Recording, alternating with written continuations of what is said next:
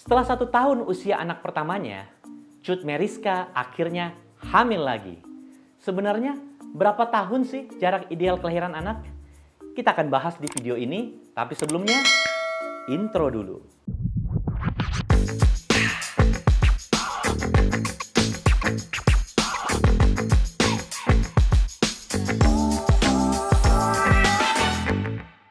Balik lagi dengan saya Dr. Dara alias Spokman.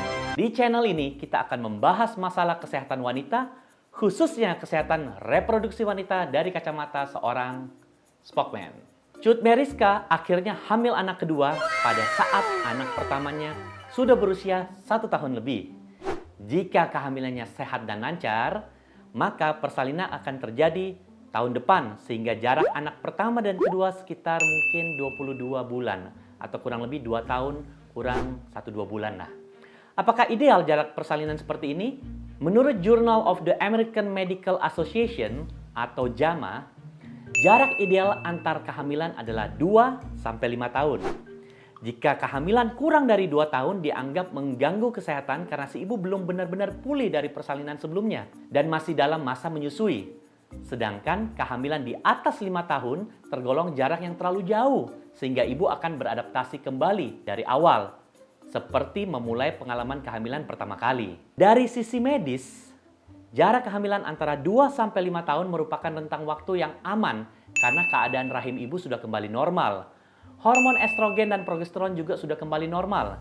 Di samping itu, ibu akan mempunyai waktu yang cukup untuk memberikan ASI kepada anak yang pertama. Sementara dari sisi psikologis, orang tua dapat memiliki kesempatan untuk memberikan perhatian yang besar kepada anak pertama tanpa harus membaginya dengan anak yang lain.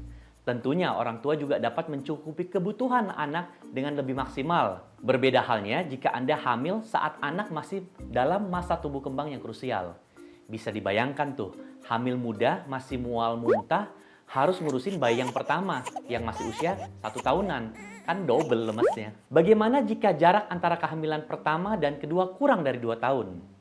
Menurut beberapa penelitian, jarak kehamilan kurang dari 2 tahun dan lebih dari 5 tahun dapat meningkatkan risiko anak kedua lahir dalam keadaan prematur, berat badan lahir rendah, bahkan bisa juga autisme.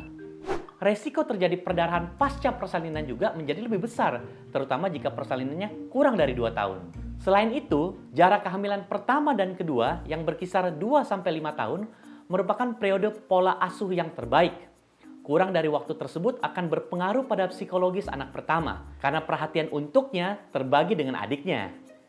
Jarak kehamilan yang ideal nantinya akan memudahkan ikatan antara anak pertama dan kedua, sehingga pola asuh yang akan kalian jalankan juga tidak akan mengalami kendala berkepanjangan. Ini karena anak sudah mulai mengerti dan menerima bahwa sebentar lagi ada adik kecil yang akan hadir.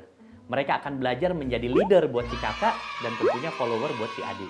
Jika ada di antara kalian yang memutuskan untuk mempunyai anak lagi, buatlah persiapan dari sekarang dan mulai menghitung apakah jarak kehamilan kalian sudah ideal. Hal yang kita bahas tadi adalah pada kondisi ideal. Nah, gimana kalau usia ibu terlalu muda, misalnya kurang dari 20 tahun atau bahkan sudah lebih dari 35 tahun? Tentunya ini bukan kondisi yang ideal, sehingga tidak cocok jika menggunakan penjelasan tadi, jika ingin merencanakan anak kedua.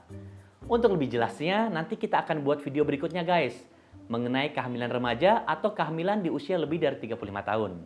Jadi guys, ingat, ternyata jarak antar anak itu juga banyak yang harus dipertimbangkan. Faktor medis, faktor psikologis, belum lagi yang tidak saya sebutkan adalah faktor biaya. Nah, itu kalian perlu pertimbangkan. Jadi guys, semoga kalian suka dengan video ini ya.